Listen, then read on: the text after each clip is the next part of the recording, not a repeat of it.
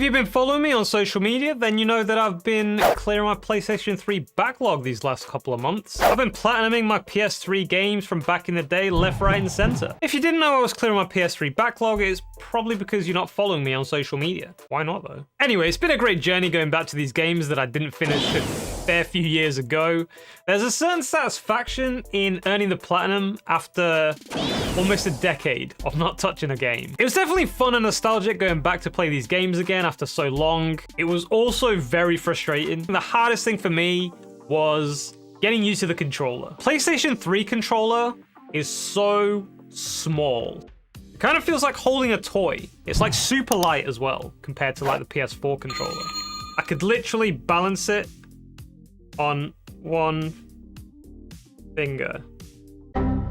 Right, maybe I can't balance it on one finger, but it's really light. Then like the start button's in the middle rather than being like at the top. It was weird to get used to for sure. The other thing was the look of the games. Some of them, they look so ancient. I mean, I know at the time when they came out, they were like the best thing since sliced bread, but not to mention the frames. Some of these games, I noticed the frames going down to about 15. It was definitely an eyesore. Also, the loading times were ridiculous with some of these games. Now, I know I've done nothing but give you the negatives, but of course there were positives in going back. Some of these games actually hold up really well. Now, of course, throughout my journey, there were some games that I weren't able to platinum because they're unobtainable. So FIFA 12, FIFA 13, FIFA 14, The Last of Us, and Gran Turismo 5 are all unobtainable now because the servers have been shut down. This is a shame, but it is what it is. I mean, it can't be helped. The server's shut down. What am I gonna do? Castle of Illusion starring Mickey Mouse doesn't even have a platinum. I don't even know why I got it in the first place. Obviously, a moment of madness. And then finally, we have Final Fantasy X. I can still do this on the PS4, which is my plan, but that's a topic for another video. These games will stay a stain on my list forever, which, to be honest, I don't really mind. I don't really want to be one of those perfectionists. I like seeing a little bit of imperfection in a list. That means that, you know, not every game that we play, we like, or even have the patience to go for the platinum. Now that my shame has been revealed and I was able to express myself in a safe environment,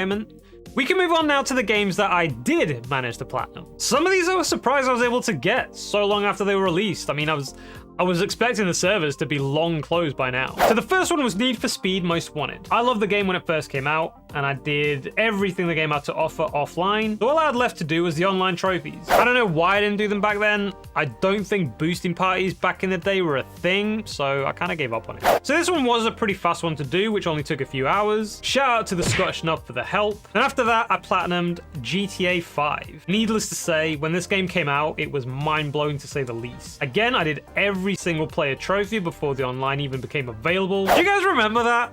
Rockstar took an eternity to even release the online mode for a start, and then when they finally did, there was like barely anything to do. It was really similar to how they did the online with Red Dead Redemption 2. But anyway, I jumped on the online mode back then, and I did most of the trophies. Luckily, I did the Run Like the Wind trophy, which is now unobtainable, by the way, on the PS3. And then I just moved on. I think the grind was just too much for me back then. So when I came back to it this time round, the heists were available, and there were a fair few things to do to make it interesting. Except, of course, as we know, there are a lot of idiots online in GTA. And I encountered a fair few of them. Not to mention, there are loads of modders that can make your life really difficult.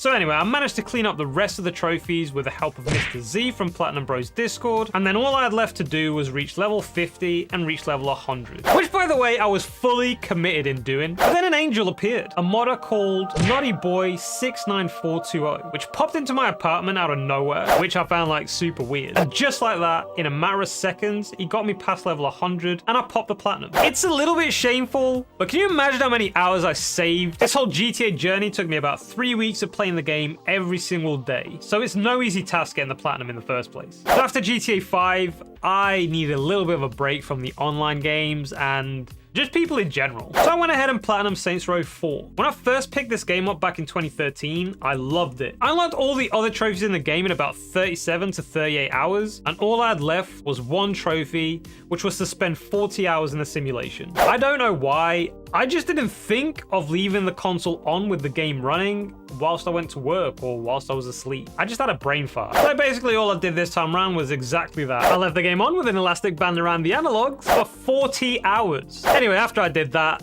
I went back onto the online grind. Crysis 3 was the next one to tackle. Now, back in 2014, when I got this game free with PS Plus, I did most of the offline trophies, and like Need for Speed, I didn't do any of the online section of the game. Now, the problem with this online mode is that you need to do them all in a public match, which isn't too bad when you think about it because the game is pretty dead, but that's also part of the problem. The hardest thing about getting this platinum was getting 5 reliable people together. I only found 3, which were Netsblocker, Blazkowicz 6, and Avenger from a boosting group in PSN profiles. The other 2 kept changing every now and then, and of course the odd random person joined sometimes. In short, this was a nightmare to platinum. It took a long couple weeks where we would all have to pre-plan when we'd all be able to play together because of time zones and, you know, life in general, but eventually we managed to do it. And after that, I moved on to Tomb Raider, which, much like Need for Speed and Crysis, I didn't play a lot of the online. But this wasn't because I had no one to play with. It's because the online is so broken. It's a mess of a mode, and it's laggy to the point where you're sprinting and out of nowhere your character will just stop running, or you're jumping over something and again out of nowhere your character will just stop midair and you'll fall to your death. Nonetheless, Wooly, Andy Magnasu from my Discord, together with Super Batman Nerd from Facebook, all helped me get the miscellaneous online trophies. A huge shout out to them, and then an even bigger shout out to Skunksman. Me and this man limited ourselves to about an hour or 2 at a time, where we just killed each other in a private lobby over and over and over again until we both reached level 60. This was the true torture. But of course we managed to do it. And obviously I left the best for last. The next platinum was Batman Arkham Asylum, which is an incredible game and is one of the ones that hold up really well for the time it came out. I did most of the trophies back in 2014 except the challenges. So I thought to myself, this will be quick, it's just the challenges. What I didn't realize was to unlock all the challenges, you need to get the Riddler trophies and collectibles. So I had to play the whole game again. Which, don't get me wrong, was really fun. I did enjoy playing it anyway, until the challenges came. And I swear to God, the combat challenges were the bane of my existence.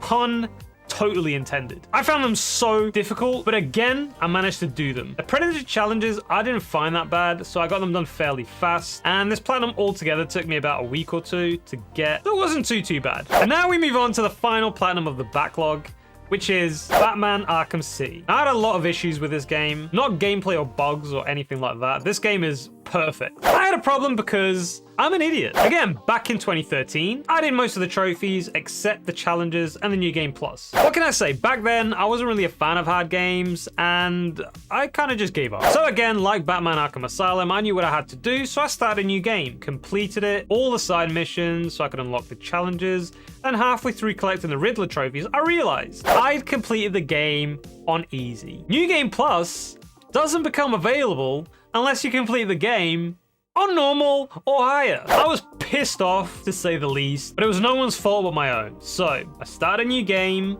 again, did all the side missions, collected all the Riddler trophies, and so unlocked all the challenges, as well as New Game Plus. Of course, I started New Game Plus, but I got burnt out pretty fast, so I went ahead and started the challenges. Let me tell you, the combat challenges in Arkham City are child's play. So I thought to myself, this is going to be so much easier. I'm actually pretty good at the Predator challenges. But Predator challenges in City are on a whole different level than the ones in Asylum. And I struggle with them. I struggle with them bad. But with a bit of time, I eventually triumphed. Only to find out that I had to do the campaigns, which were a combination of all the challenges mixed with each other with handicaps. 3 challenges in a row with handicaps. And you only get 3 retries. This was hell.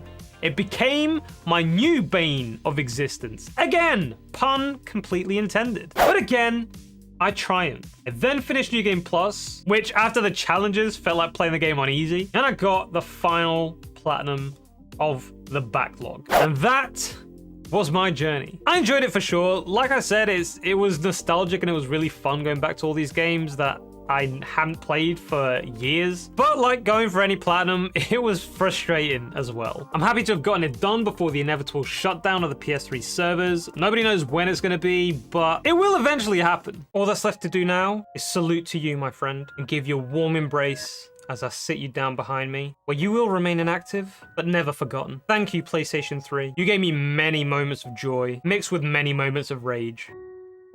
Thank you.